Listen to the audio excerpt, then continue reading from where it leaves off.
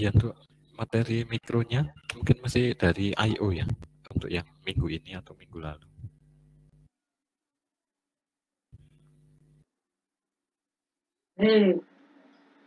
Atau sudah masuk ADC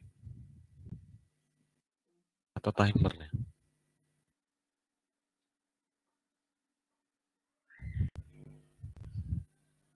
Oh iya ya, berarti fitur-fitur yang awal itu ya. Iya, biasanya nanti habis itu terus timer, terus ADC, terus serial itu biasanya terakhir ya. Jadi nanti untuk minggu depan mungkin Anda langsung nyoba gitu aja ya, tanpa perlu tahu bagaimana si apa namanya microcontroller itu mengenerate serial. Nanti serial apa namanya yang tentang itu bisa dijelaskan di microcontrollernya ya. Jadi nanti untuk minggu depan itu ceritanya ini ya, ini apa namanya karena apa namanya simulasi ya, karena nggak di lab, jadi ini agak halu-halu dikit gitu ya. Ini melakukan komunikasi antara microcontroller dengan laptop gitu ya ceritanya. Jadi nanti di microcontrollernya sudah ada serial komunikasinya, ditancapkan pakai kabel USB-nya itu.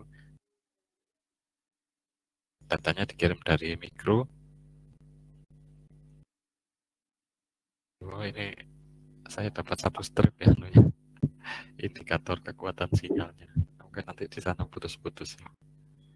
Terus ditangkap sama laptop gitu ya, datanya dari mikro, terus nanti ditampilkan di GUI-nya gitu ya ceritanya ya. Cuman karena ini tidak di lab, terus kalau misalnya Anda tidak punya microcontroller, nanti microcontrollernya itu apa ini ya, saya tak lihatnya. Microcontrollernya simulasi ya. Microcontroller kok simulasi? Ya terpaksa ya. Oh, enggak pakai microcontroller ini ya. Ini buat 2 aplikasi, Pak ya, lupa saya. Jadi Anda buat aplikasi satu, terus nanti ada aplikasi yang sudah jadi gitu. Apa namanya terminal, Anda bisa kirim-kirim data gitu ya. Anggap aja terminalnya itu nanti peralatan dalam gitu ya. Ini ya. Namanya ini peralatan yang sudah jadi, aplikasi yang sudah jadi, tukar data antar komputer. Ini mestinya nyobanya ini komputer temannya, terus ini komputer Anda gitu ya. Nanti dihubungkan pakai kabel serial itu, terus nanti kirim-kiriman gitu ya. Tapi karena temannya jauh, jadi Anda seakan-akan laptop temannya masuk ke laptop Anda gitu ya. Terus nanti Anda buat kabel serial virtual gitu ya ceritanya. Ini kabel serial virtual. Jadi nanti menghubungkan aplikasi satu ke aplikasi dua. Seakan-akan dua apa namanya device yang berjauhan. Iya itu ya. Oh iya, cuman gini aja ya. Apa namanya lab 5. Jadi nanti begini ya di lab 5 itu. Anda nanti kalau misalnya membuat aplikasi untuk serial komunikasi, entah itu di mikro, entah itu di komputer, program Anda itu harus Anda uji ya, diuji menggunakan program lain yang sudah terpercaya atau sudah jadi ya. Seperti contohnya terminal itu tadi ya. Apa ya terminal namanya? Di sini yang saya pakai ini YAT, YA terminal ya. Ada yang mungkin pakai Teraterm atau apa gitu ya. Jadi apa namanya Anda uji program Anda itu dengan program yang standar, yang sudah jadi, yang sudah handal ya. Soalnya nanti kalau Anda nyoba program Anda dengan program Anda yang lain, itu nanti kalau program Anda yang lain ternyata ada errornya, Anda tidak ngerti ya. Kalau misalnya data itu tidak diterima, itu yang salah siapa ya. Tapi kalau program Anda itu diuji dengan program standar yang sudah dipakai orang, yang sudah jadi, itu nanti kalau ada kesalahan, tidak menerima atau tidak mengirim, berarti Anda bisa menyalahkan diri Anda sendiri. Gitu ya kira-kira ya. Iya, itu ternyata ya percobaan 5, jadi percobaan 4. Ini kan cerita ya, cerita. Ini judulnya Rangkaian Elektronika 1. Ya, tahun 2021 ya. Ya ada yang ditanyakan ya. Ini kan anu ya, slide-nya sudah Anda download ya, terus Anda sudah baca-baca gitu. Mungkin ada yang ditanyakan ya.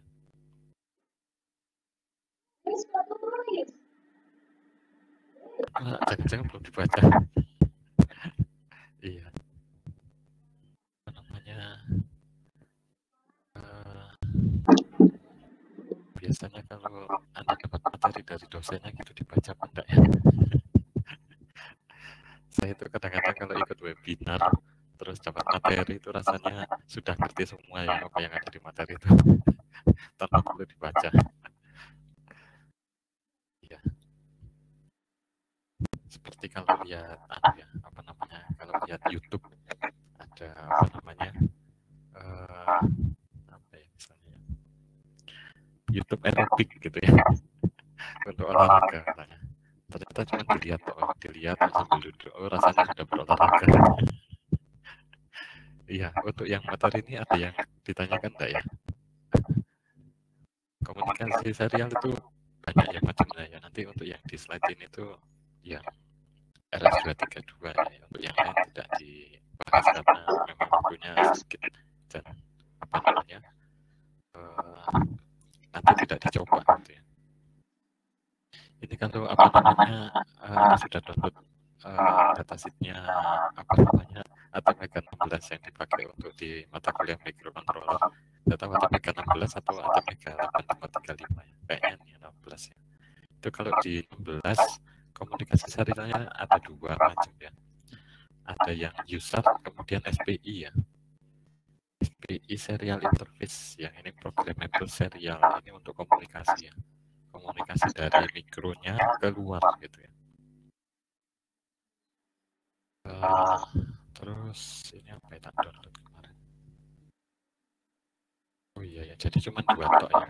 Ini kalau prosesornya ARM ya, yang ini STM32F4 itu kalau Anda lihat di sini itu ada macam-macam ya. Ada I2C, ada USART, ada apa ini ya? Dia bisa dipakai untuk ini ya, infrared. Terus SPI, terus ada I2X ya untuk audio. Ada CAN, ada GAN interface, ada SDIO interface. Jadi lebih banyak lagi kalau di ARM. Jadi nanti, oh ini ada USB-nya juga ya. Untuk apa namanya ARM, ada USB dan iya ada ininya kan, Ethernet-nya. Ya, gitu ya. Jadi kalau prosesornya tambah keren, komunikasi serial ya disediakan tambah banyak ya. Tapi nanti kalau Anda TA, PA itu tidak perlu keren-kerenan ya. Jadi tidak perlu keren-kerenan, tidak perlu mahal-mahalan, tapi disesuaikan dengan aplikasinya, gitu ya. Kalau misalnya Anda cuma pakai komunikasi serial, tapi ternyata Anda pakai STM ARM ini ya, terus ininya buat apa gitu ya? Kan-nya nggak dipakai, terus I2C-nya nggak dipakai, cuma dipakai usernya, percuma ya. Iya, jadi disesuaikan. Oh, saya pakai ARM itu karena ini Pak, usernya itu ada 4. Jadi saya bisa komunikasi dengan 4 device sekaligus gitu ya. Kalau ATMega itu usernya cuma sebiji, jadi tidak bisa dipakai banyak. Ya itu juga pertimbangan. Ya itu terus apa lagi ya? Terus ya itu tadi ya. Kalau Anda kepingin nanti belajar serial di mikronya itu keren ya. Mana tadi ya? Nah, guys.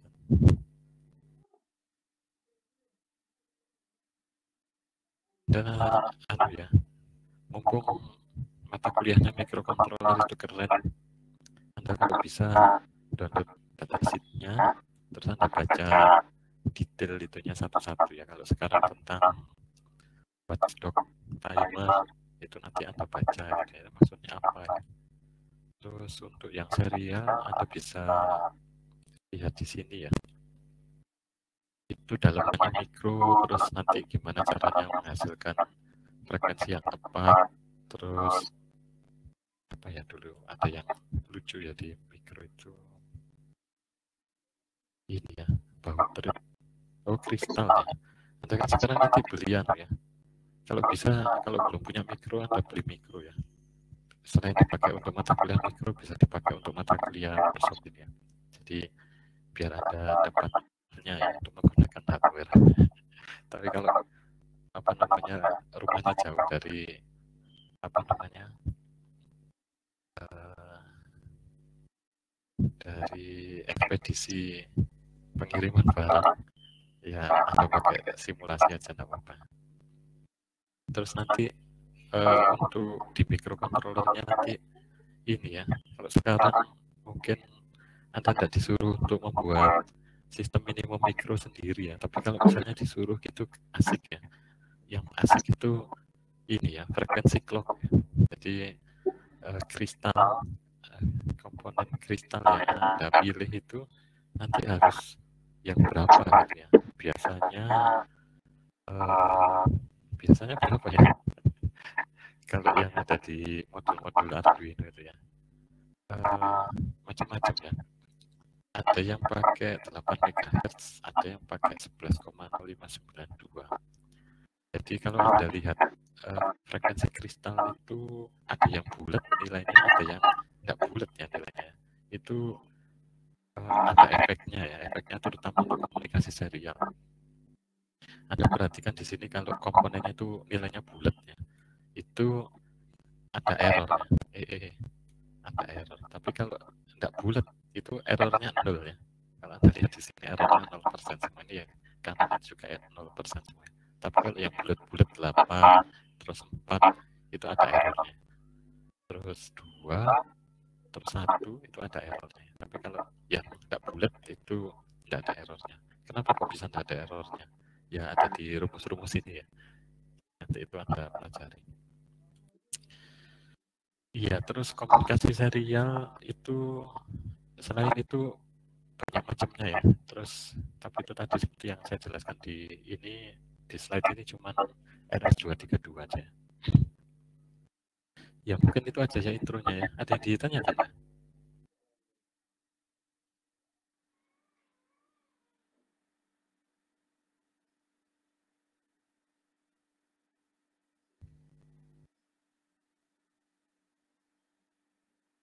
Kalau nggak ada yang tanya itu berarti ada dua kemungkinan ya, sudah paham atau nggak tahu. Kalau materinya sudah bisa di-download dari minggu pertama dulu.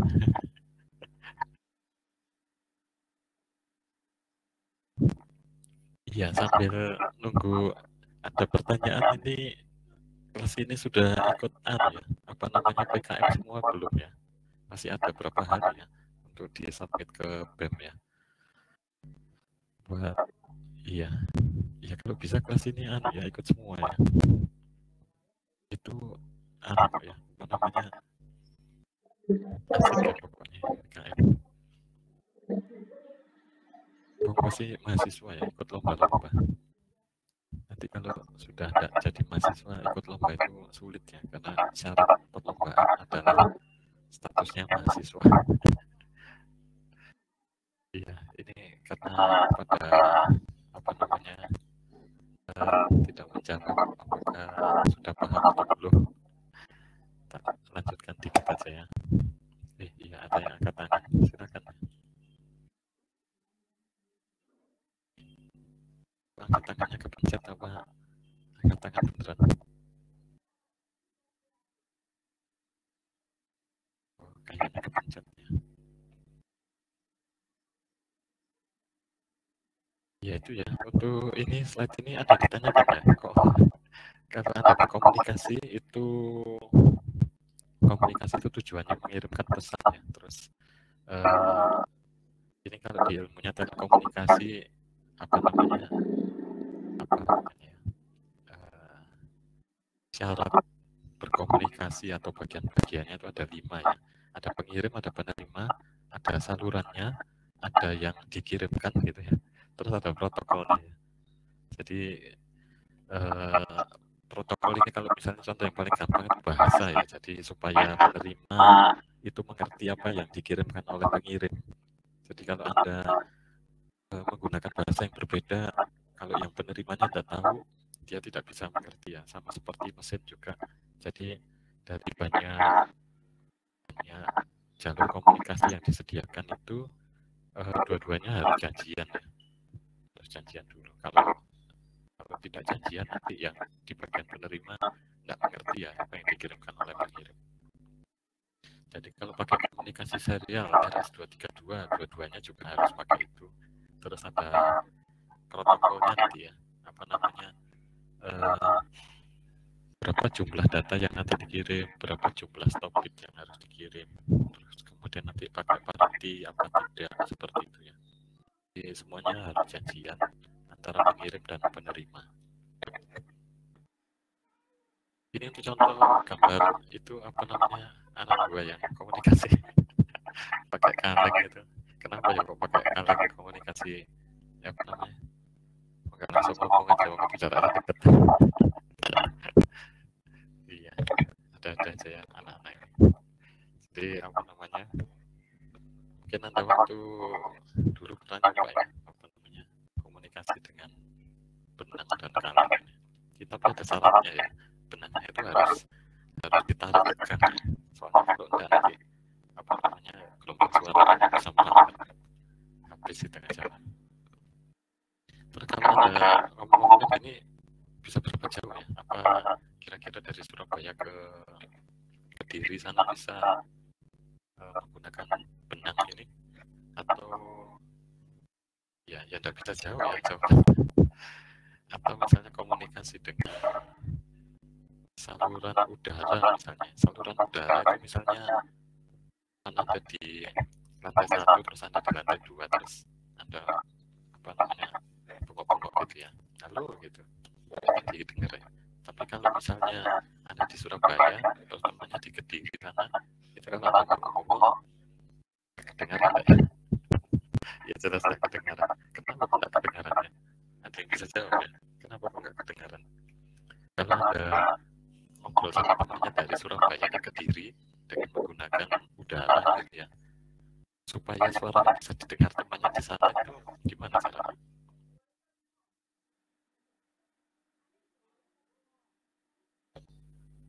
Ya, Anda harus dengan kekuatan yang super ya. Seperti suara gunung meletus itu ya. Gunung meletus itu dari mana-mana kedengaran ya. Jadi Anda harus mengirimkan suara dengan kekuatan seperti gunung meletus. Itu berarti dari Surabaya mungkin sampai Kediri kedengaran ya. Ya, tapi belum ada apa namanya, mengeluarkan kekuatan seperti gunung meletus. Tenggorokannya sudah sakit ya. Ya, jadi untuk apa namanya, beberapa jenis suara itu memang tidak bisa ditransmisikan lebih jauh. Iya, mana ya? Saya ambil dari mana ya, lupa saya. Di medium ya. Medium itu fungsinya seperti bandpass ya, hanya melewatkan frekuensi menengah. Cuma di sini nggak dijelaskan punya berapa sampai berapa. Jadi apa namanya, media itu dia tidak bisa meloloskan suara Anda sampai ke Kediri tadi karena dia di tengah jalan akan teredam ya. Karena apa namanya, karakteristiknya mirip seperti filter bandpass. Nah, untuk suara Anda yang cenderung dianggap rendah ini ya, suara kita yang rendah ya. Suara manusia itu kalau di ilmunya telekomunikasi itu antara berapa ya? 300 sampai 3900 Hz kalau nggak salah. Atau kalau kasarnya itu 0 sampai 4 kHz itu suara manusia. Dan 4 kHz itu tinggi ya. Yang suara cewek tertinggi itu mungkin ya 4 kHz itu mungkin. Iya. Itu kalau dikirim menggunakan media tadi, lewat udara tadi, tidak bisa ya jauh-jauh. Jadi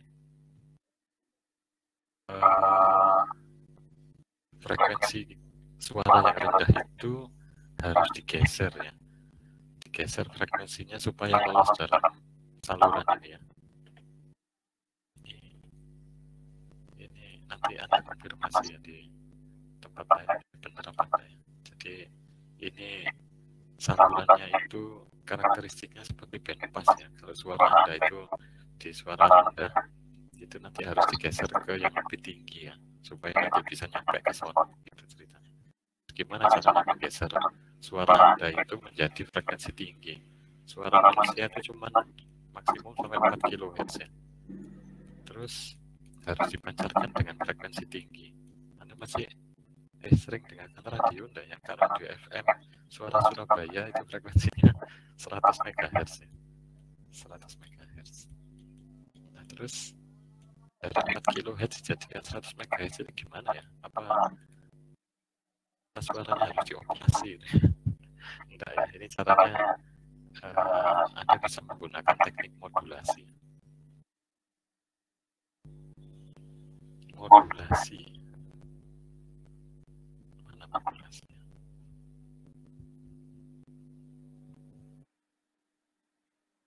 Oh, ini bukan modulasi. Ini definisi modulasi. Modulasi adalah campur sinyal suara Anda. Anjingnya keluar. Iya. Tadi ya, sampai latih saya. Modulasi itu suara Anda dicampur dengan sinyal pembawa gitu ya ceritanya. Yang bisa menaikkan suara Anda itu ke frekuensi yang lebih tinggi untuk dikirim. Ini kalau Anda masih ingat persamaan sinyal dasar ya, Y sama dengan A dikali sin 2pi ft plus theta gitu ya. A itu adalah amplitudo, kemudian omega itu adalah 2pi dikali frekuensi ya. Jadi omega itu dikatakan di sini frekuensi, kemudian di sini theta adalah ini theta ya bacanya saya bukan sudut fase ya. 3 parameter ini bisa dimodulasi gitu ya untuk menaikkan untuk mengirimkan suara kita yang frekuensinya rendah itu ke frekuensi tinggi.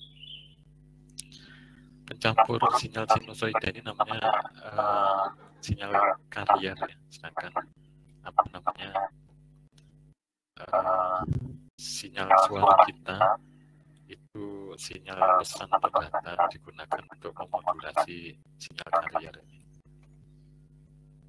Ini mungkin pelajaran di SMA dulu ya, atau SMP ya, atau mungkin sekarang SD sudah dikenalkan radio AM FM.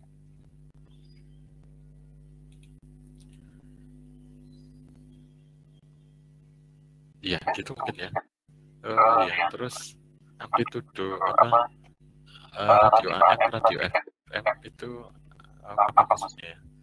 AM itu kepanjangan dari amplitudo modulation, maksudnya yang dimodulasi itu amplitudonya.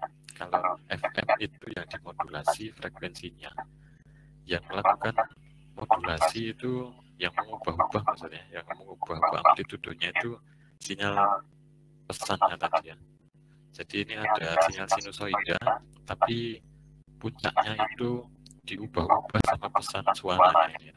Yang biru gelap biru tebal ini itu pesan suara kita ya, pesan atau suara kita ya, atau pesan atau data yang gelombang yang rapat ini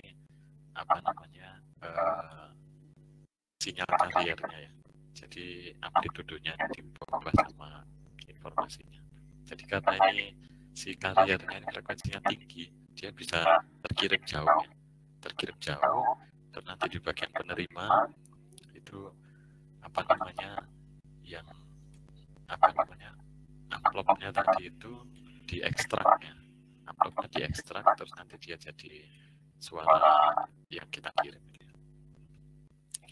Untuk yang frekuensi modulasi mirip juga, jadi frekuensinya itu nanti diubah-ubah sesuai dengan sesuai dengan suara kita ya. Jadi kalau misalnya amplitudo suara kita tinggi, nanti frekuensinya itu berubah. Kalau suara kita frekuensi amplitudonya rendah, itu nanti frekuensinya juga ikut jadi pegang. Jadi frekuensinya itu pegang rapat sesuai dengan amplitudo sinyal pesan yang kita buat gitu ya.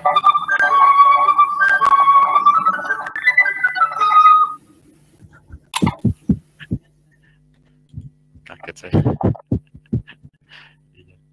Apa namanya? Itu ya, ada ditanyakan ya. Nah, untuk phase modulasi ini ada jenis modulasi yang lain. Ini apa ya? Fasenya berubah ya. Fasenya berubah kalau sinyal pesannya berubah. Ini biasanya untuk sinyal digital ya. Jadi yang 1010 yang dikirim itu kalau dia menggunakan modulasi fase, itu kalau di sini Anda perhatikan habis 1 menjadi 0, itu sudut fasenya berubah di sini. Di sini juga berubah. Jadi nanti di bagian penerimanya dia akan mendeteksi perubahan fase. Kalau ada perubahan fase berarti dia kode binernya berubah. Gitu ya ceritanya. Jadi ini amplitudonya dirubah tadi ya, terus ini frekuensinya diubah, kalau ini tadi sudut fasanya diubah.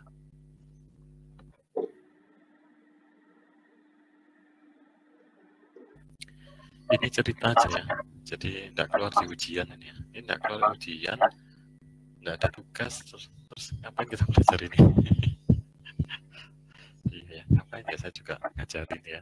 Jadi ini apa namanya, kenapa kok dimodulasi gitu ya. Dimodulasi itu kan tadi supaya frekuensinya geser, menjadi lebih tinggi. Jadi sinyal informasinya bisa dikirim jauh.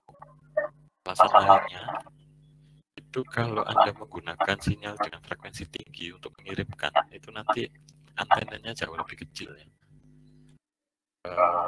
Untuk mengirimkan itu ya. Jadi mana tadi ya? Ini dituliskan di sini antena itu panjangnya bisa 1/10 dari panjang gelombang. Jadi kalau frekuensinya tinggi, panjang gelombangnya jadi kecil gitu ya. Kalau panjang gelombangnya kecil, antenanya itu jadi kecil gitu ya. Kalau apa namanya Anda perhatikan yang di komponen seperti Bluetooth atau Wi-Fi atau yang microcontroller ASP itu ya, itu dia menggunakan komunikasi di frekuensi 2,4 GHz. Itu kalau ininya 2,4 GHz, nanti ininya ketemu sekian gitu ya. Jadi kalau dikasih rumus ini nanti antenanya itu bisa ukurannya milimeter gitu ya. Jadi bisa ditaruh di dalam PCB. Gitu ya. Tidak perlu pakai anten yang panjang-panjang gitu ya, yang harus ditempelkan di sini. Ya gitu ya. Terus ya ini tadi ya, itu yang pertama apa namanya, yang sebelum dimodulasi frekuensi rendah itu pelemahannya besar.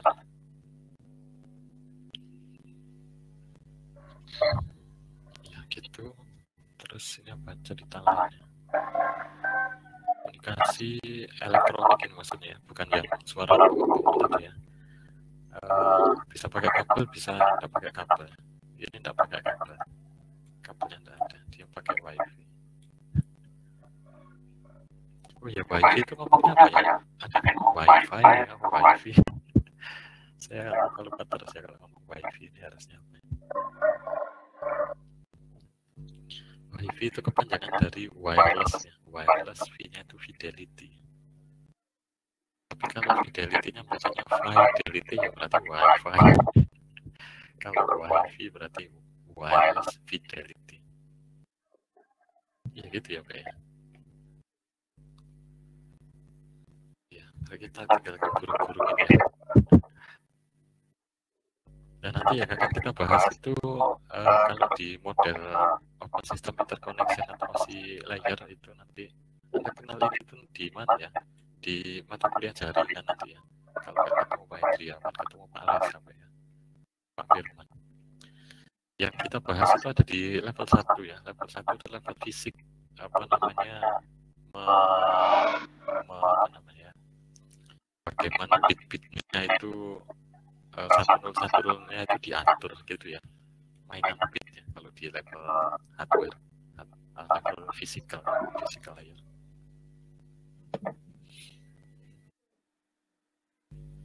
Ini komputer sudah tidak ada ya. Anda sekarang di generasi yang nggak ada komputer ini, komputernya sudah tidak ada colokannya sama sekali. Karena kalau dikasih colokan itu sebenarnya casingnya jadi membesar ya, karena colokan ini besar ukurannya. Colokan paling kecil itu apa ya sekarang ya? Ya kayak USB micro gitu mungkin ya, yang bolongan-bolongan yang besar-besar itu sudah hilang semua ya. USB mungkin masih ada, beberapa komputer sudah ada. Terus Ethernet port untuk apa namanya kabel jaringan ini juga sudah tidak ada karena sudah pakai WiFi tadi. Terus parallel port ini zaman dulu untuk printer ya. Printer dulu pakai USB lah, pakai kabel paralel. Kabelnya rata tebal soalnya bolongannya banyak. Kok bolongannya? Ini apa namanya kabelnya banyak. Serial port ini di lab masih ada ya, tapi komputer-komputer yang sekarang itu serial portnya sudah diganti USB semua. VGA beberapa sudah tidak ada karena diganti HDMI. Terus mau apa lagi ya? Ini zaman jadul, zaman dulu. Sekarang sudah tidak ada, diganti USB semua. Kalau audio ini mungkin masih ada ya. Sekarang jacknya mungkin satu saja ya, satu tapi stereo. Ini apa ya? Ini apa ini? Monitor ya? Gambar monitor. Ini ada juga yang apa namanya ada port DVI untuk apa namanya display juga, tapi banyak yang sudah tidak ada, diganti HDMI tadi. Jadi itu ya. Ini apa ya? SPDIF. Saya tidak pernah pakainya. Ya jadi nanti yang Anda pakai itu serial komunikasi ya, untuk di workshop ini. Tapi ya itu tadi, komputernya komputer baru, jadi sebenarnya dia pakai USB. Terus nanti Anda untuk melakukan komunikasi serial, Anda pakai apa namanya konverter ya, dari USB menjadi serial, menjadi serial RS232. Jadi nanti Anda bisa komunikasi dengan microcontroller yang ini RS232 ditancapkan ke sini. Ya jadi itu ya. Zaman sudah berganti. Ya, kita nyanyi sambil minum kopi atau minum teh hangat atau buat mie goreng untuk sarapan. Iya.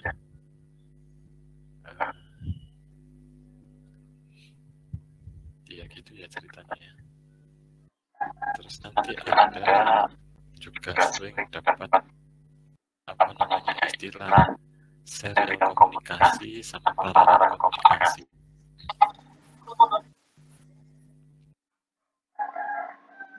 Iya, begitu ceritanya.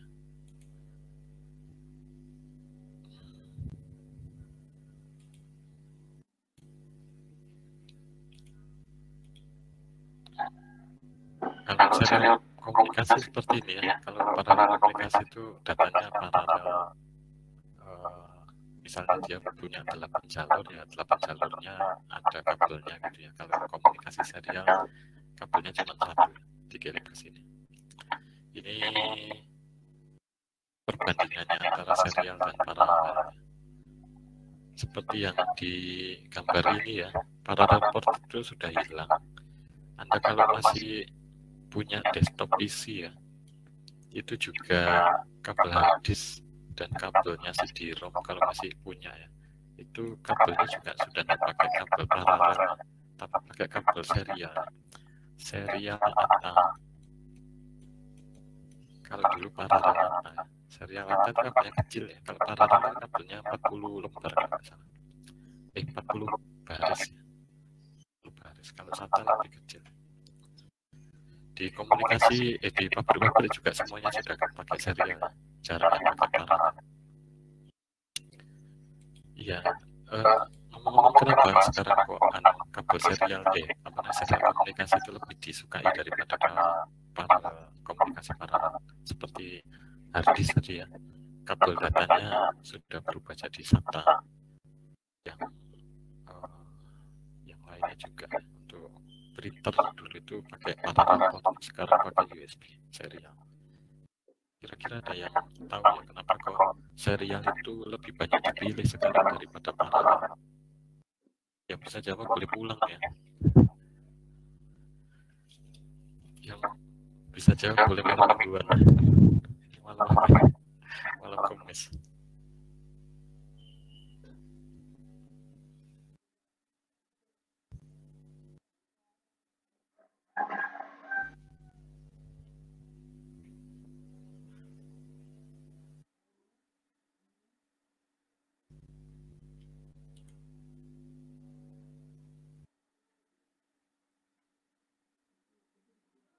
Iya, ada yang typing tadi ya. Saya menunggu yang typing aja ya.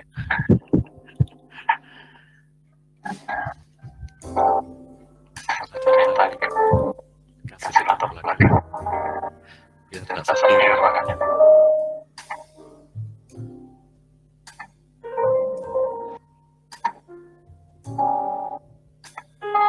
Ya, pertanyaan tadi, kenapa sekarang itu serial komunikasi lebih banyak disukai daripada paralel komunikasi? Padahal kalau dilihat dari gambar depan itu paralel itu jauh lebih cepat. Dia kedatangan data langsung upload gitu ya, nyampe di receiver. Tapi kalau di paralel serial itu punya 8 data, dia harus kirim satu-satu ya. Jadi lebih lama seperti mestinya. Ya, di bagian pembandingnya ya, yang bagian speednya ya, kalau serial slower, kalau paralel itu faster.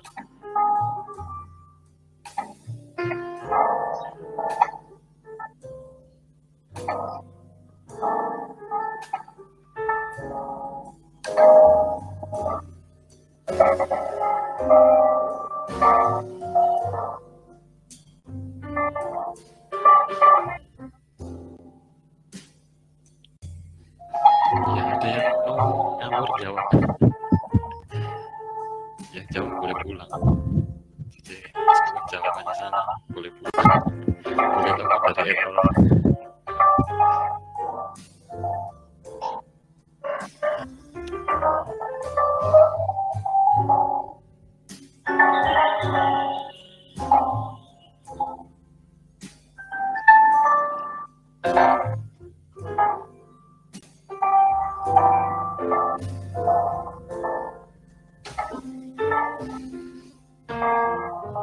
Saya tinggal dulu buat Indomie ya.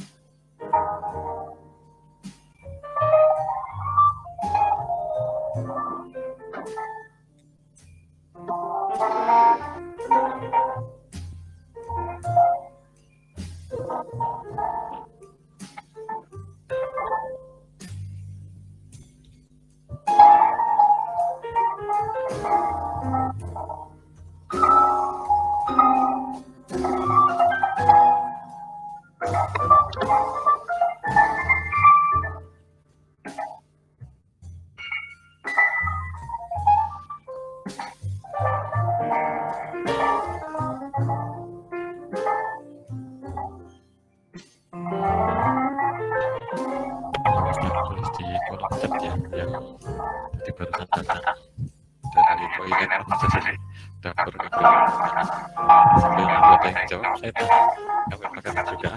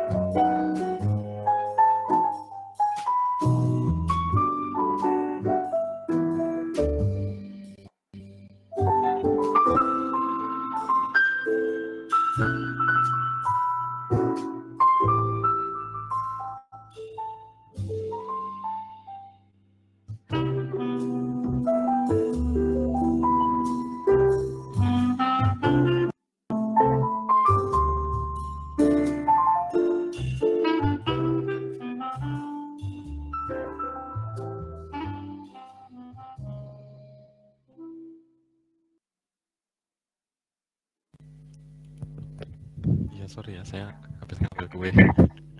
Lapar. Ini jawabannya Sausan sama Rizka ya, mirip ya, jadi tentang lebih kompak. Itu betul ya jawabannya. Jadi apa namanya? Karena ukuran ya. Kalau satu kabel dibanding 8 kabel seperti gambar di depan ini kan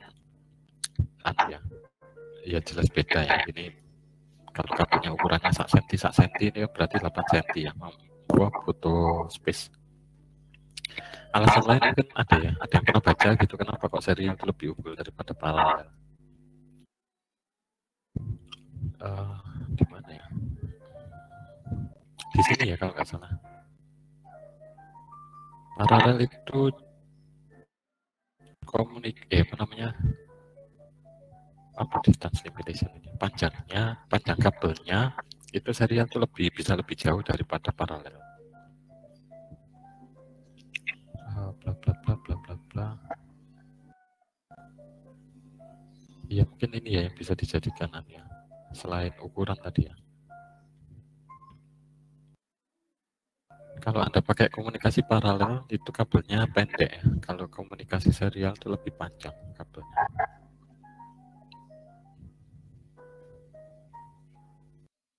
Alasan yang lain selain ukurannya mini tadi? Tidak ada ya. Kalau Anda punya pabrik ya, Anda punya pabrik. Saya dulu diceritani sama teman yang kerja di apa ya, bagian lemari pendingin. Kok lemari pendingin? Kulkas ya. Itu dia tiap tahun itu harus melakukan penghematan, melakukan inovasi dan penghematan. Jadi kalau misalnya dia tidak ada ide gitu, yang dilakukan adalah memperpendek kabel. Kabelnya diperpendek 1 cm. Itu inovasinya ya. Jadi apa namanya? Kenapa kok kabel diperpendek 1 cm itu bisa dianggap inovasi? Karena kalau jumlah kulkas yang diproduksi itu jutaan, 1 cm kali juta itu jadi 1 juta senti. Itu jadi berapa gelondong kabel dan itu uang ya. Jadi alasan ekonomi juga ya. Yang pertama tadi ukuran, yang kedua itu ekonomi. Jadi kalau pakai serial kabelnya cuma 1, kalau paralel itu kalau di kamar itu pakai 8. Ya, jadi main-mainan hitung-hitungan uang ya. Jadi kalau kabel 1 harganya 100, kalau 8 jadi 800. Iya. Ada lagi ya selain itu ya. Selain masalah uang sama ukuran ya. Masalah noise ya. Masalah noise. Anda kalau misalnya pernah baca apa namanya, di kabel paralel itu ada masalah banyak ya, terutama di crosstalk. Saya tidak punya pulpen. Anda masih ingat anu ya, apa namanya, prinsip kapasitor ya?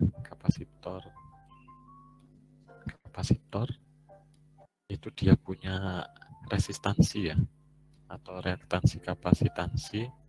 Itu rumusnya apa ya? Jadi kemarin saya bahas ya. Oh, bahas di kelas lain di Java. Rumusnya apa ya? Masih ingat ya?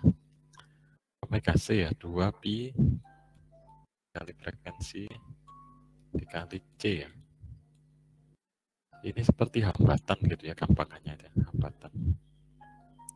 Anda lihat kalau di sini frekuensinya semakin tinggi ya, atau supaya dramatis itu kalau frekuensinya tak berhingga, itu resistansinya berapa? 1 dibagi tak berhingga. Iya, ada yang bisa ngetik ya, 1 dibagi tak berhingga itu hasilnya berapa? Ntar Pak, saya ambil kalkulator dulu.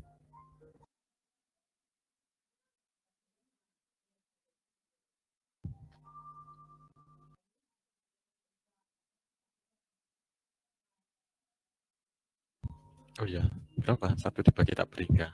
Untuk frekuensi tak berhingga, maka hambatannya jadi berapa?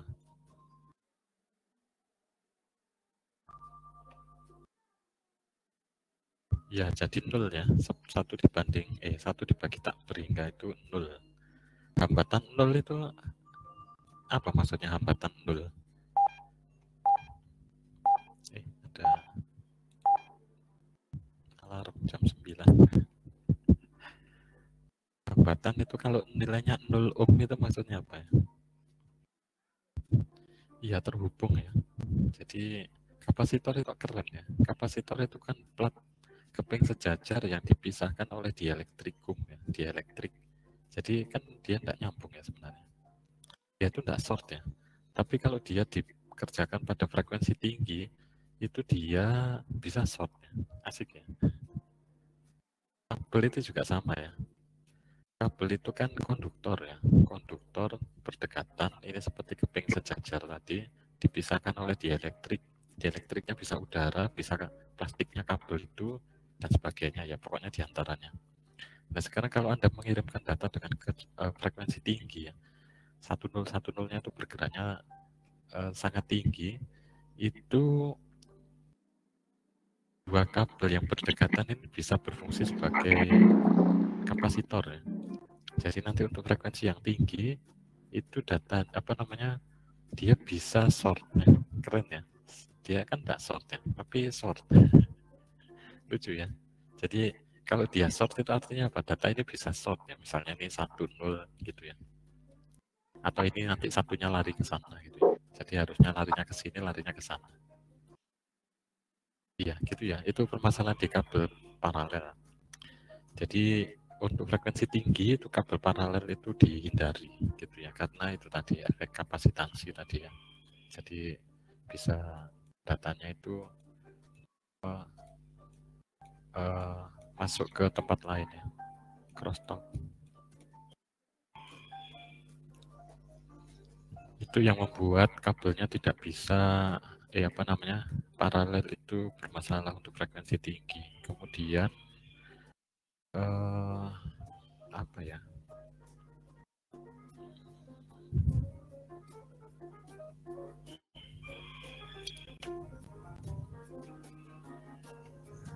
Apa lagi ya?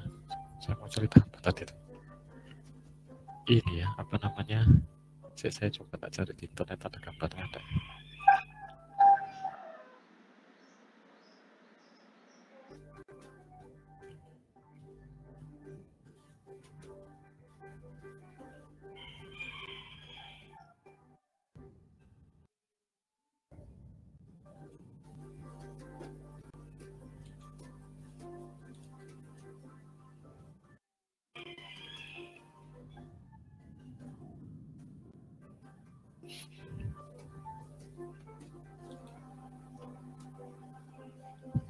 Oh, apa lagi ya?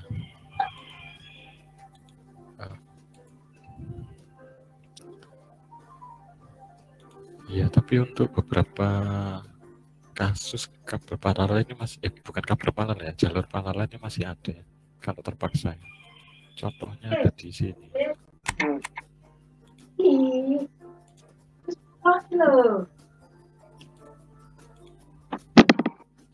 Anda mungkin kalau apa namanya masih punya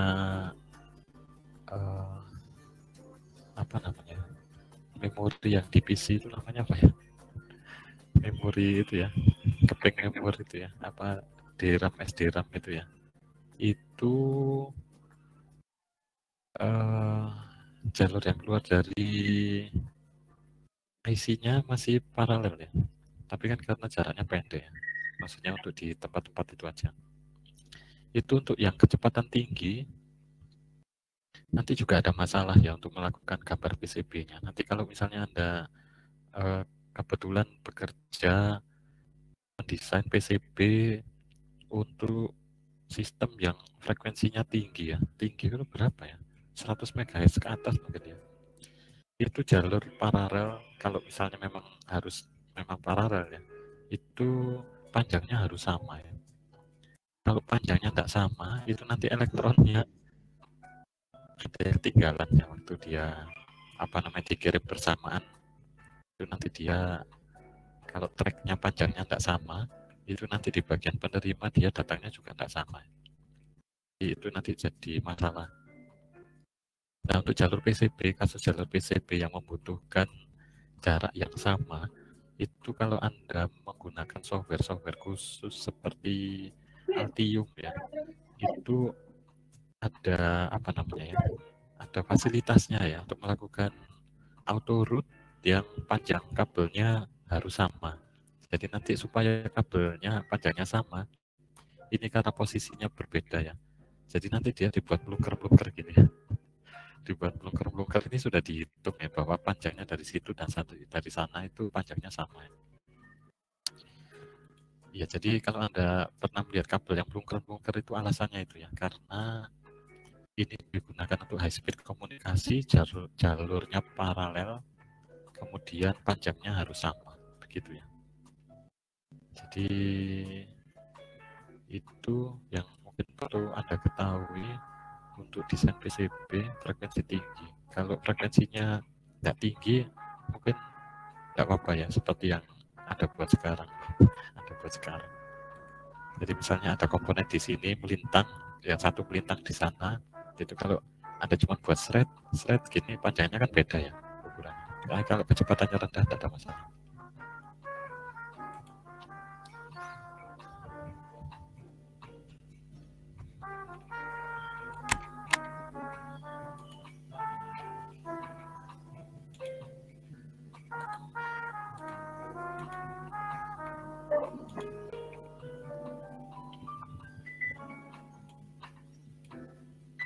Iya, terus kabel paralel itu juga rawan noise ya. Kalau serial itu lebih sedikit rawan noise. Iya, tapi nanti ada anunya ya, apa namanya, ada desain supaya noise itu bisa diredam. Seperti contohnya ini ya. Untuk mengatasi crosstalk itu beberapa desain itu menyisipkan jalur ground ya. Kabel ground di antara dua kabel data. Jadi ditambahkan ground biar nanti kalau dia terjadi crosstalk datanya itu ngalirnya ke ground ya, bukan ke jalur itu, maksudnya bukan ke jalur tetangganya. Itu salah satunya. Terus apa lagi ya? Mungkin itu aja dulu ya.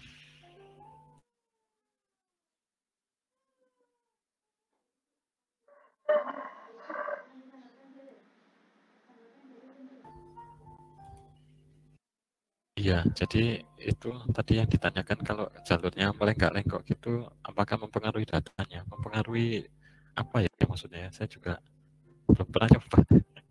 Jadi itu ceritanya tadi tentang ini aja ya, apa namanya, eh, panjang jalurnya itu harus sama gitu ya. Jadi sehingga jalurnya berkelok-kelok ya.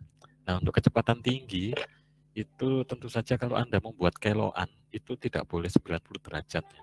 Jadi harus rounded, pojoknya itu harus rounded ya. Jadi kalau Anda lihat tadi itu meskipun dia berkelok-kelok tapi desainnya itu melengkung ya, rounded. Jadi enggak kotak gitu ya, enggak kotak membentuk sudut 90 derajat.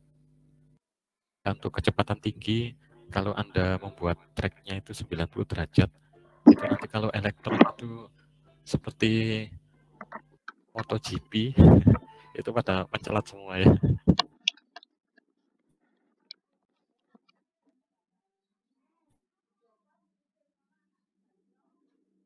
Di Lengkung, dia bisa ke tempat tujuan dengan selamat ya. Ya kira-kira gitu ya, apa namanya analoginya.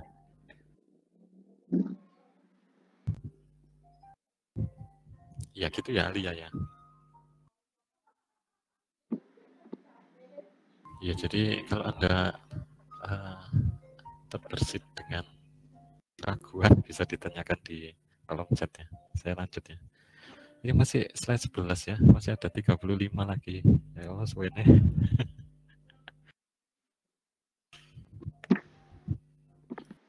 Ya untuk komunikasi yang dipakai untuk antar device itu salah satu apa namanya ya? Salah satunya Anda bisa menggunakan standar yang sudah digunakan, yang sudah dibuat orang ini, namanya RS232 ya. RS itu kepanjangan dari Recommended Standard. Nomornya 32. Ini di apa namanya, dibuatnya tahun 60 ya. RS 232 ini membicarakan masalah karakteristik dari sinyal listriknya, harus seperti ini, harus seperti ini, harus seperti ini gitu ya. Apa standar ini membunyikannya. Terus apa namanya, cop-copannya gitu ya, interface mekanikalnya itu harus bentuknya seperti ini, bentuknya seperti ini gitu ya. Jadi standar itu mengatur itu tadi ya. Seperti ini, seperti itu, seperti itu.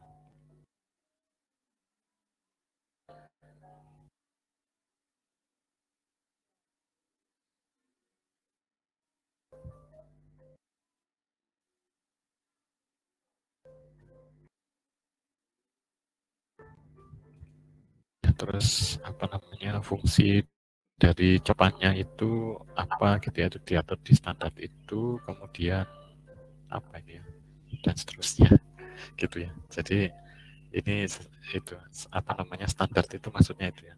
Standar ini nanti apa namanya ya, macam-macam ya, nomornya ini macam-macam. Yang kita pakai nanti 232.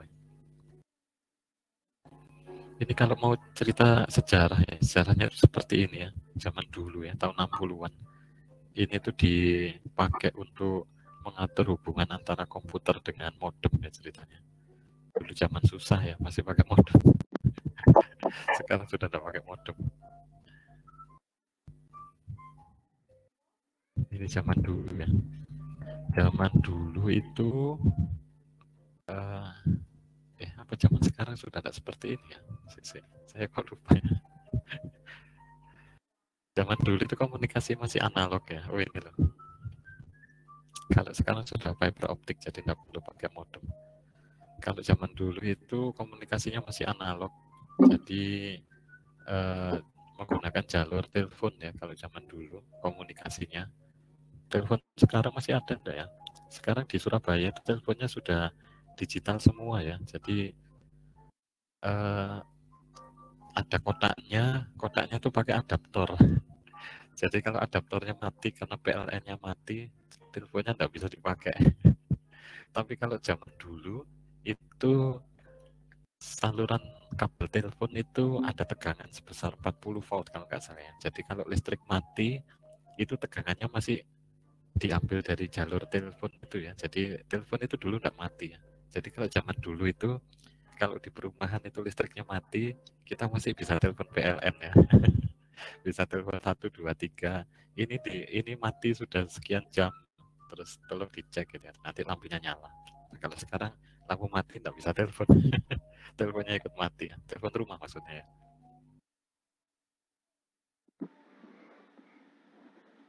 Analog, jadi dari komputer itu data itu kalau mau dikirimkan ke servernya, dia ditumpangkan ke jalur analog tadi menggunakan modem ya.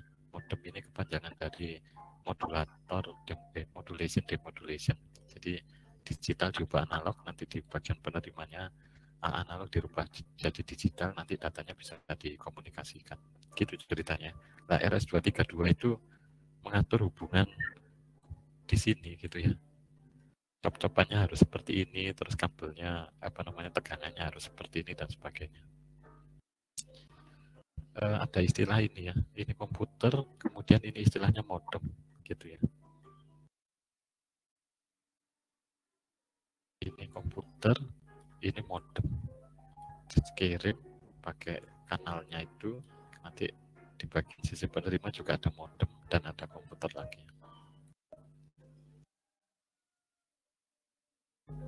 Ini salah satu yang diatur ya di standar 232, yaitu tegangan. Jadi kode biner 0 itu kalau dikirim itu menggunakan tegangan 3 volt sampai 15 volt. Kalau data logic 1 itu akan dikirim dalam bentuk tegangan minus 15 sampai minus 3 volt. Jadi ini juga yang menyebabkan, karena tegangannya besar ini ya, sampai 15 volt. 15 apa 25 ya, saya lupa. 15 ya. Di sini 15. Maka nanti kalau Anda mainan komputer yang ada RS232-nya, ini ya, serial port ini tegangannya keluarnya plus minus 15 ya. Jadi kalau bitnya 1 itu minus 15, kalau bitnya 0 itu plus 15. Jadi nanti kalau Anda punya microcontroller yang imut itu ya, microcontroller itu imut ya, tegangannya itu yang baru-baru itu 3,3 volt. Kalau yang lama, bukan baru lama sih, ada dua versi memang ya. Ada yang pakai 5 volt ya. 5 volt terhadap ground. Yang satunya 3,3 terhadap ground. Ini tidak boleh langsung dihubungkan ya. Tidak boleh langsung dihubungkan ke pot serial karena pot serial ini keluarnya plus minus 15. Kalau Anda hubungkan dengan microcontrollernya, nanti microcontrollernya bau BQ karena tegangannya terlalu besar ya. Jadi nanti kalau Anda mainan microcontroller supaya bisa dicopkan di serial portnya keluar, itu Anda harus beli konverter RS232 konverter dari range tegangan 232 menjadi range tegangan TTL ya, transistor logic 5 minus 15 volt diubah jadi 0 sampai 5 volt baru boleh masuk ke microcontroller. Gitu ceritanya. Itu ini ya.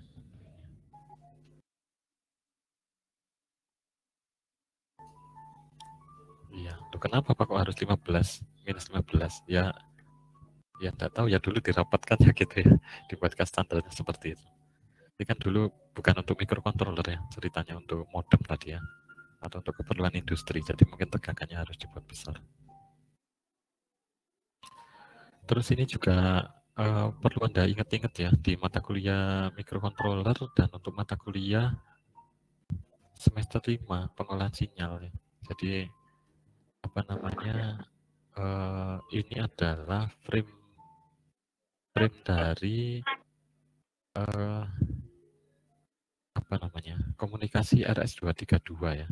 Baik nanti yang terjadi di komputer atau yang terjadi di microcontroller ya. Cuman kalau di microcontroller tekan 5 volt, kalau di apa namanya device RS232 yang level logiknya RS232 bukan TTL, itu nanti plus minus 15 volt. Waktu frame-nya seperti ini ya. Satu data yang dikirim itu nanti terdiri dari satu start bit, kemudian 8 data, kemudian ada parity bit, kemudian ada stop bit. Nah, untuk stop bit di sini Anda bisa pilih ya. Bisa pilih stop bitnya itu 2 bit atau 1 bit. Kemudian parity juga bisa dipilih. Parity genap atau parity ganjil atau tidak pakai parity. Kemudian data, jumlah data yang dikirim, ini Anda juga bisa janjian dengan penerimanya ya. Mau pakai 5 bit, 6 bit, 7 bit atau 8 bit. Kok ada 8 ya? Mungkin sampai 7 aja ya. Ini jumlahnya kan 8 ya, mulai dari 0 ya. Ini 8. Ini kebablasan ya orangnya buatnya. Harusnya ini ya. Ini kalau 8 bit berarti 0 sampai 7. Anda bisa kirim 8 bit atau 7 bit atau 5 bit, itu bisa dipilih ya di settingnya. Dan itu harus janjian dengan penerimanya ya. Saya pakai yang model ini, nanti yang penerimanya juga harus disetting dengan cara yang sama. Terus, jadi kalau Anda kirim-kiriman serial ya, sampai ya, apa nulis mau mengirim huruf A itu kalau dikirim pakai serial, itu nanti A-nya ini ditaruh mana ya? Apa disisipkan di sini A? Enggak ya. A itu nanti diubah ke kode ASCII ya. Kode ASCII. Kodenya ASCII untuk huruf A itu berapa ya? ASCII.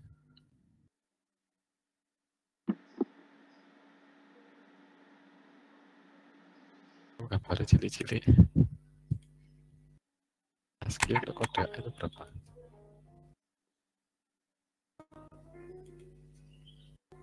ASCII kode karakter huruf A besar. Ini ya, huruf A besar itu 41 desimal ya. Atau 41 heksa atau 65 desimal. Jadi ya dikirim nanti berupa kode ASCII ya. Kode ASCII itu dikodekan dalam 8 bit ya. Jadi A itu 41 heksadesimal. A itu 41 ya. 41 itu gimana binarnya? 4 gini ya, 4 terus 1. Nah begini ya. Jadi kalau Anda ngirim huruf A itu nanti dia dikodekan dalam huruf ASCII 8 bit. Ini LSB di sini 1, ini LSB, yang di sini MSB ya. MSB. Jadi nanti kodenya yang dikirimkan setelah start bit itu yang LSB dulu ya. 1 0 0 0 0 0 1 0. Setelah itu stop bit jebret gitu ya. Ini tidak pakai parity ya. Stop bitnya 1 bit. Jadi kalau Anda ngirim huruf A seperti itu, kalau Anda kepengen mengirim huruf apa namanya kata SAYA gitu, nanti yang dikirim ya S-nya dikirim dulu seret gitu ya. Nanti A-nya dikirim seret, Y dikirim, kemudian A dikirim. Begitu ya caranya si apa namanya data itu dikirim. Terus nanti yang perlu Anda ingat-ingat itu adalah selain frame-nya adalah baud rate-nya ini ya. Ini dihapus. Baud rate itu hubungannya dengan waktu ya. Jadi mana tadi ya, komunikasi serial. Ini ya, ada baud rate atau kecepatan ya. Anda mau pakai kecepatan berapa bit per second? Mau 240, mau 9600, mau yang paling tinggi?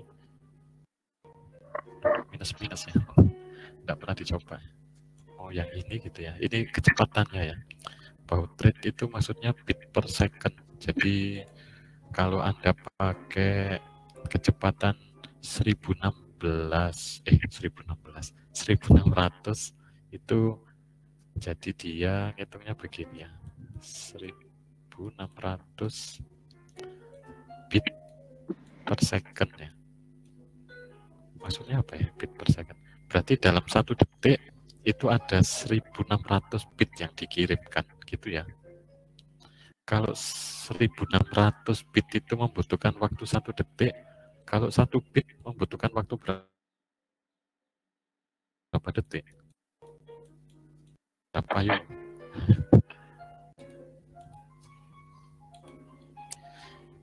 Kalau 1600 bit itu terkirim dalam waktu 1 detik, berarti 1 bitnya akan terkirim dalam waktu berapa detik? Yang masih mengikuti bisa ketik di kolom chat.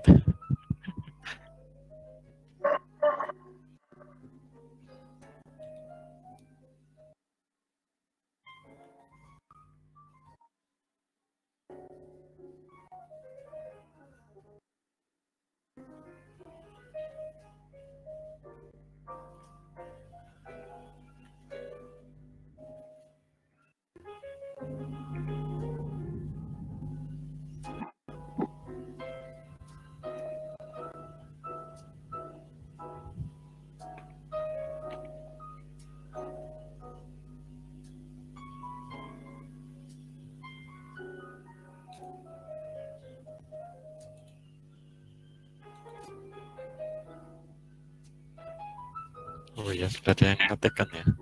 Iya, apa gitu jawabannya? Berapa ya? Saya hitungnya. Oh iya, segitu ya. Ya sudah diketik ya sama Frik. Jawabannya 1600. Jadi 1 bitnya itu butuh waktu 1600 detik gitu ya. Detik. 1600 itu kalau dihitung 0,625 mili ya. Mili detik. Iya benar ya, mili detik.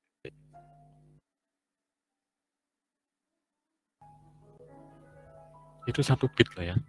Nah sekarang untuk frame yang mengandung start, 8 data, dan 1 stop, itu dia membutuhkan totalnya ada 10 bit ya.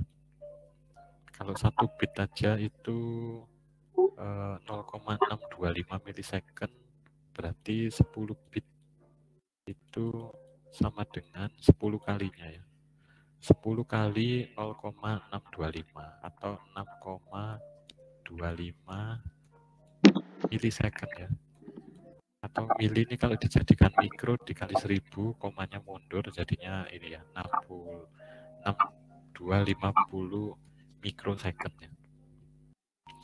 Jadi tadi kalau Anda mengirimkan saya,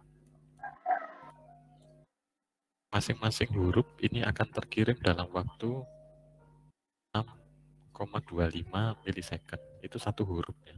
Kalau 4 huruf dikali 4. Jadi Anda sekarang sudah bisa menghitung ya. Kalau mengirim saya dengan kecepatan sekian, itu akan nyampe di penerima waktu berapa lama. Itu ceritanya.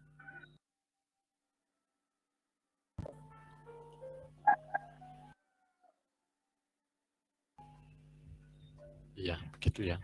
Jadi ini nanti hitungan-hitungan itu Anda ingat-ingat ya. Terus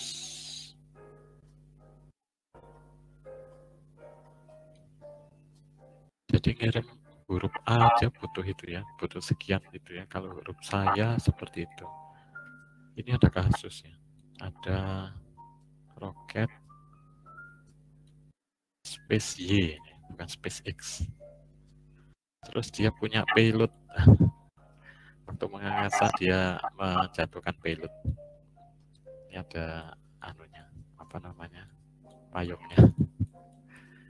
Payung supaya dia teduh ya. Terus di sini ada kameranya ya. Ada kamera. Dia jebret gambar di bawah dengan ukuran 480.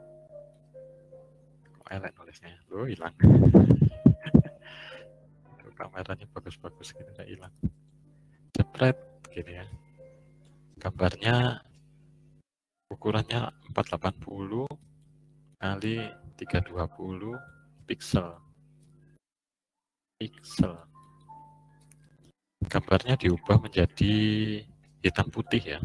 Kok hitam putih? Grayscale. Abu-abu ya.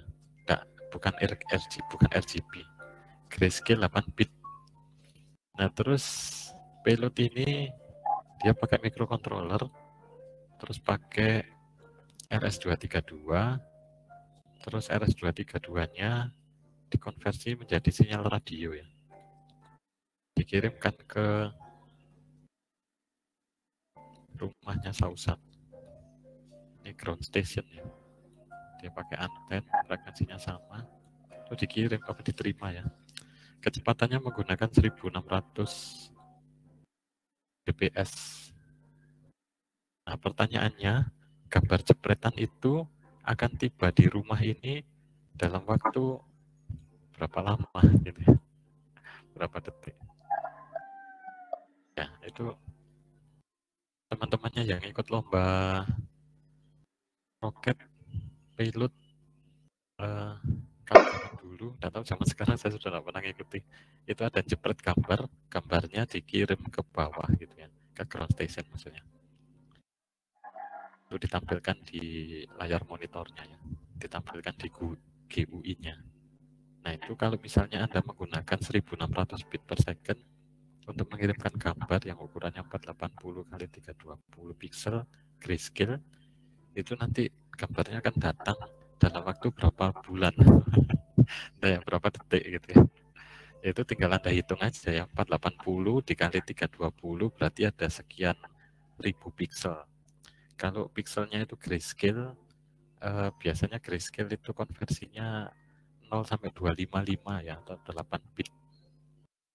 Jadi mirip seperti ngirim karakter tadi ya, yang jumlahnya karakternya 480 kali 320 ya. 480 saya tak hitung ya. 480 dikali 320 ya. Itu 153.600 pixel ya. Kalau dikali 6250 mikrosecond, mikro itu 1 juta ya. Jadi akan tiba dalam waktu 910 detik ya. Detik ke menit itu bagi 60, jadi 16 menit tibanya ya. 16 menit. 16 menit belum sampai gambarnya utuh kekirim di sini, payloadnya sudah hilang kena angin. Cuma ngirim satu gambar selesai. Ya, jadi seperti itu ya. Terus gimana supaya cepat Pak? Ya supaya cepat baud rate-nya ditinggikan ya, jangan 1600. Pakai yang setinggi-tingginya yang dia mampu. Ya gitu. Ada yang ditanyakan ya, itu untuk hitung-hitungan waktu ya.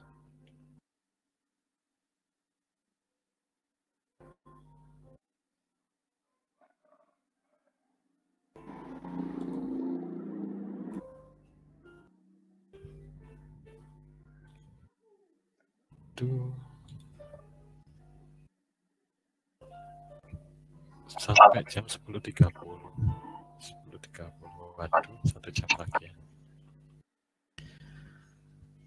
Iya, gitu aja ya. Anda tak bosan ya.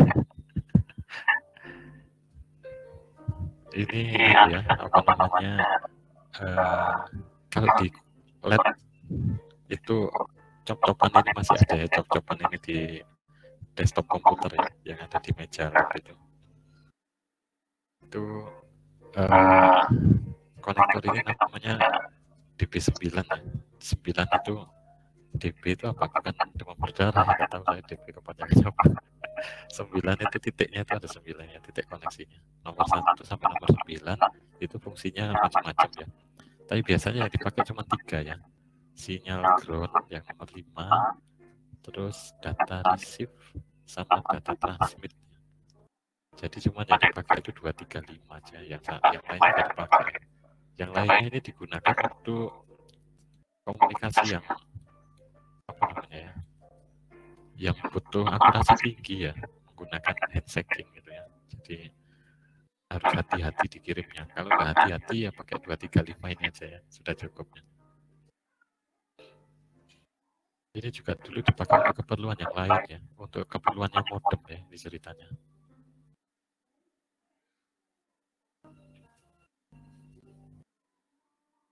Nah terus untuk RS232 itu yang perlu diperhatikan ini ya, RS232 itu hanya untuk poin-poin ya, satu penerima, satu pengirim. Nggak bisa lebih dari satu pemancar. Kalau misalnya ada butuh lebih yang 485 atau 4232 ya. Ini receivernya bisa 10 ya. Bisa 10. Terus kabelnya di sini bisa lebih panjang. Kecepatannya bisa lebih tinggi. Terus sudah itu aja ya. Iya gitu ya. Ini kenapa kabelnya bisa lebih panjang ya? Saya lupa ya. Ada baca sendiri di sini ya. Kenapa kabelnya bisa lebih panjang? Ini singkatan yang nggak perlu dihafal ya, dan nggak perlu dilihat mungkin ya, jadi kita skip aja ya. Ini standar yang serupa dengan 232, yang di industri itu sering pakai ini, atau yang ini ya, 485 atau 422.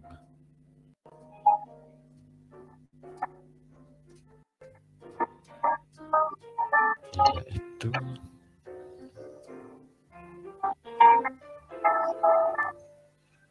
Ini apa ya? Ini pengkabelan ya, yang zaman dulu ya. Jadi komputer dengan modemnya itu nanti dihubungkan pakai kabel. Kabelnya nanti hubungannya seperti ini ya. Apa namanya, kaki ini ke kaki itu, kaki ini ke kaki itu gitu ya. Kaki ini, kaki itu, dan seterusnya. Ini DTE itu berarti komputer ya. DCE itu berarti modem ya. Ini DCE modem. Ini komputer.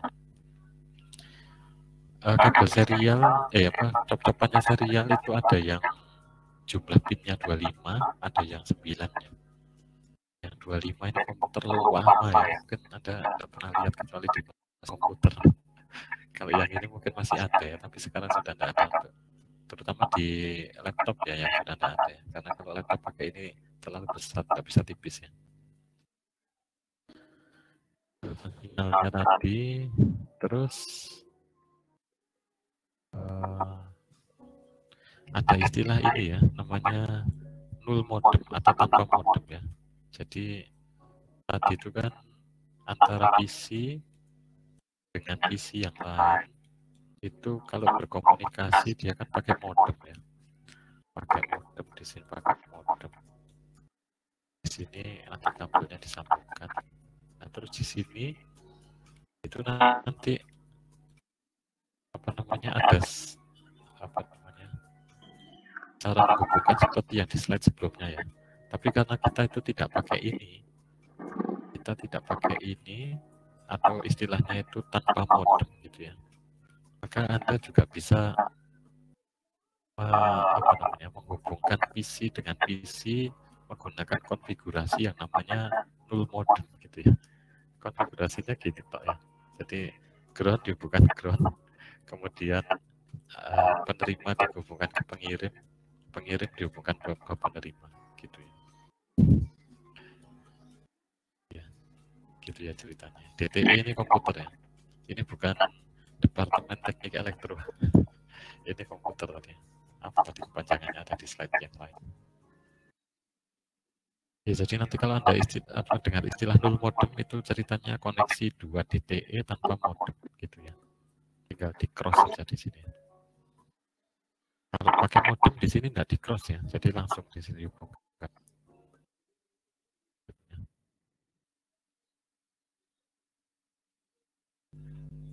Jadi kayak ini ya, nomor 2 itu terhubung ke nomor 2 gitu kan ya. Nomor 3 ini dihubungkan ke nomor 3. Jadi antara DTE dan DCE ini tidak cross ya. Tapi kalau nggak pakai modem, ada cross dari TE ke RE dan ke TE di sana.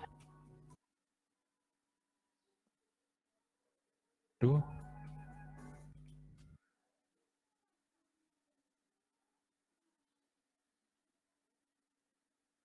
ini masih slide 21 ya, masih ada jutaan slide lagi.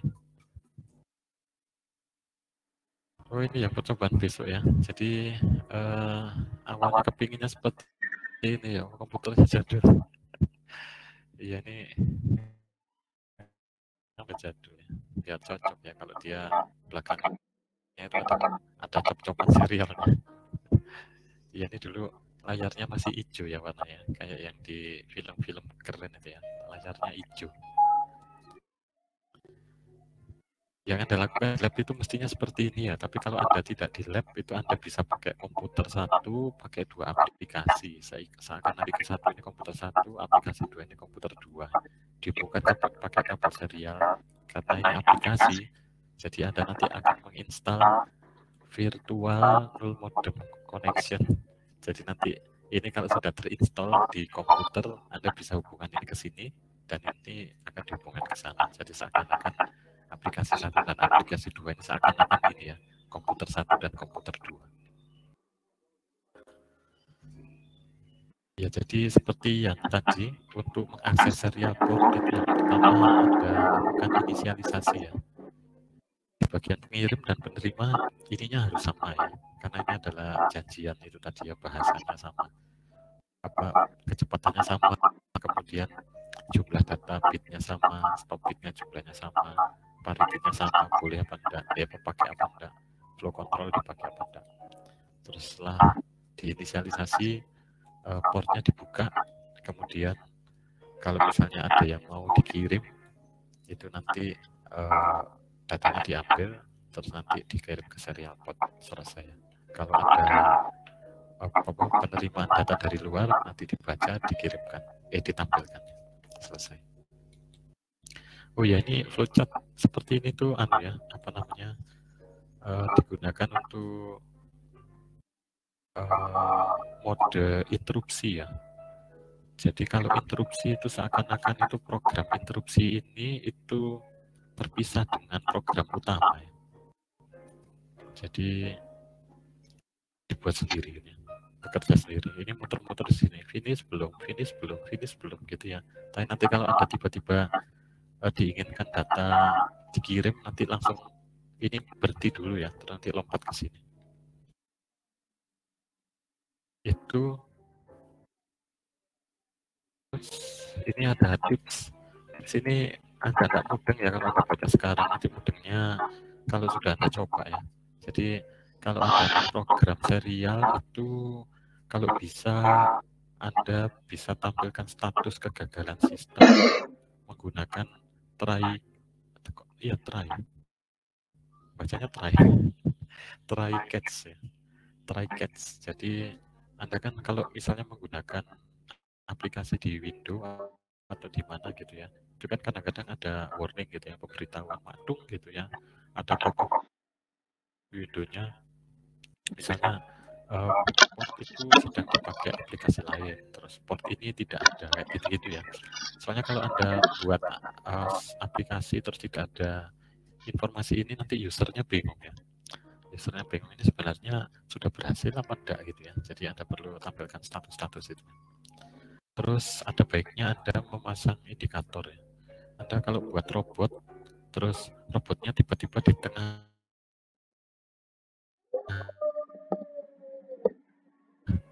lapangan itu terus dia tidak pakai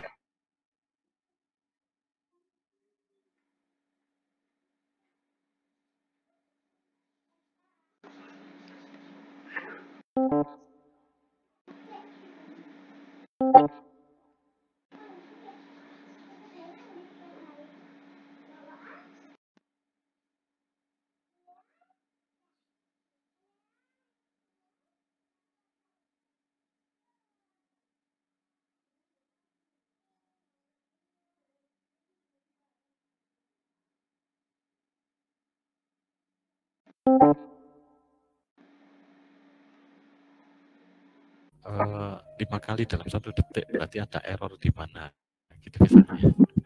Jadi kalau kedipnya cepat itu berarti ada yang error, robotnya bisa diambil.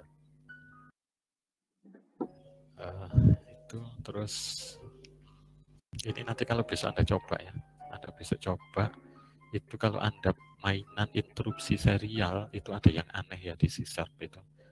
Di C# itu proses itu jalan di dua layer ya. Jadi tampilan-tampilan yang Anda coba kemarin itu di button, kemudian text box ya kayak gitu-gitu yang untuk tampilkan itu dia bekerjanya di bagian depan ya, di thread depan. Sedangkan kalau nanti ada interupsi masuk, dia itu masuknya di background prosesnya. Nah, antara thread yang di depan dengan yang interrupt di belakang itu tidak mau nyambung ya.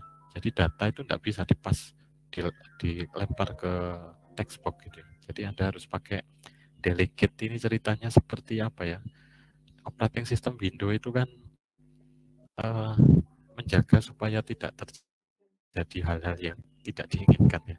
Jadi interupsi di belakang dengan yang ada di foreground dan background itu tidak boleh masuk ya. Nanti kalau masuk mungkin itu bukan dari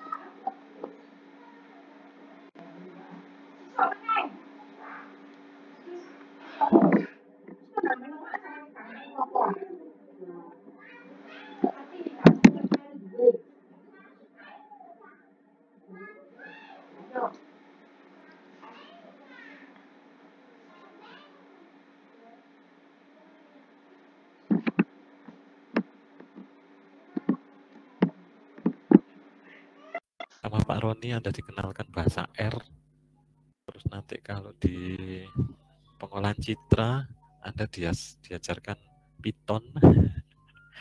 Jadi sebenarnya ini tuh jurusan apa sih Pak? Ini jurusan elektronika apa jurusan bahasa? Ya ini jurusan bahasa ya. Jurusan bahasa pemrograman. Ya, jadi bahasa pemrograman itu gampang kok saja ya. Yang penting Anda paham flowchart-nya ini ya. Jadi kalau disuruh buat kedipkan lampu ini 3 detik sekali, Anda harus bisa bayangkan flowchart-nya ya. Begitu flowchart-nya sudah bisa bayangkan, tinggal melakukan coding dan bahasanya itu nanti tinggal Anda sesuaikan dengan lingkungan yang Anda pakai, entah pakai Arduino, entah pakai laptop atau yang lainnya. Ya, jadi kalau nggak apa, tinggal search di internet sudah ada semuanya. Misalnya menggunakan if di Python itu seperti apa, menggunakan if di bahasa C itu seperti apa, itu sudah ada, tinggal dicari itu aja. Tinggal tahu caranya mencari. Kalau misalnya butuh tinggal tahu caranya mencari temannya yang bisa. Ya, aku gawe no kodenya. Aku nyontoh kodenya. Kok NRP ini tak ganti nih. Tapi kalau Anda ngubah NRP jangan lupa nama temannya juga diubah ya. Jadi dua-duanya harus diubah. Iya, itu. Oh ya, Anda kalau nyontoh dari temannya itu harus harus pinter ya supaya dosennya itu tidak tahu kalau Anda itu ternyata nyontoh gitu ya. Gimana caranya? Misalnya Anda pakai template yang berbeda gitu ya. Temannya pakai A4, Anda pakai folio atau pakai apa namanya yang letter itu ya. Terus temannya pakai warna biru, Anda pakai warna hijau, itu kan beda. Jadi dikira, oh ini buat sendiri, anak ini pinter, nah ini hebat-hebat, kasih A. Ya itu tips dari pengalaman lalu yang tidak boleh ditiru, hanya sebagai contoh buruk.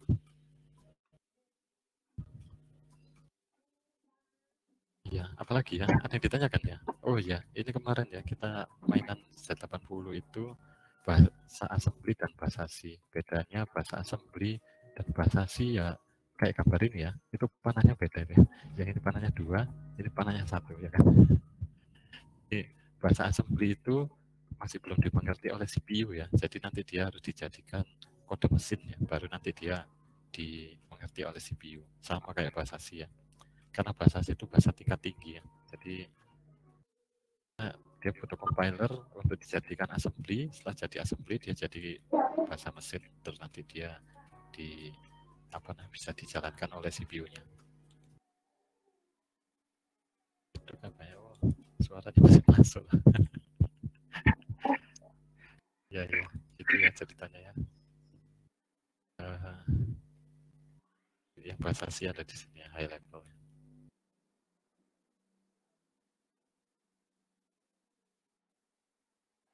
Itu yang microcontroller kayaknya nggak pakai Arduino ya. Anda pakai apa ya?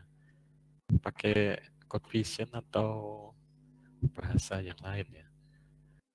Bahasa C yang standar dengan Arduino itu agak sedikit beda ya. Jadi Anda harus terbiasa. Jadi di bahasa C itu program yang pertama kali dijalankan itu adalah void main ya. Kalau di Arduino itu tidak ada void main, tapi dia adanya ada void setup dan void loop. Void setup itu seperti void main ya. Jadi dia dikerjakan pertama kali, sedangkan yang void loop itu seperti Anda kalau di bahasa C melakukan loop tertutup ya, loop forever itu ya, yang while 1 terus kurung kurawal ini. Kalau di Arduino dia disebut void loop, dia akan muter sendiri. Terus kalau bahasa C# itu seperti yang saya informasikan di awal kuliah itu, saya sendiri juga nggak paham tentang apa namanya object oriented programming ya, OOP. Di C# itu semuanya sudah berbentuk kelas ya, bahkan tipe variabelnya itu juga bisa dalam bentuk kelas ya. Itu lebih ruwet tapi sebenarnya lebih gampang ya katanya gitu ya. Ya mungkin itu aja ya untuk apa namanya cerita untuk workshop ini yang tidak ada workshopnya. Jadi ini tadi cuman untuk intronya komunikasi serial ya. Ada yang ditanyakan ya?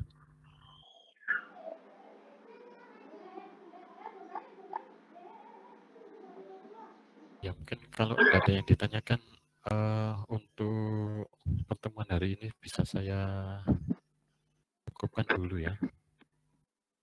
Ada yang mengetik. Oh baik, ya.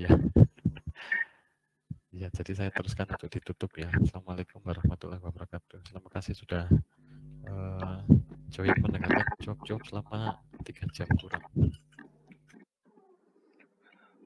Terima kasih Bapak. Sama-sama.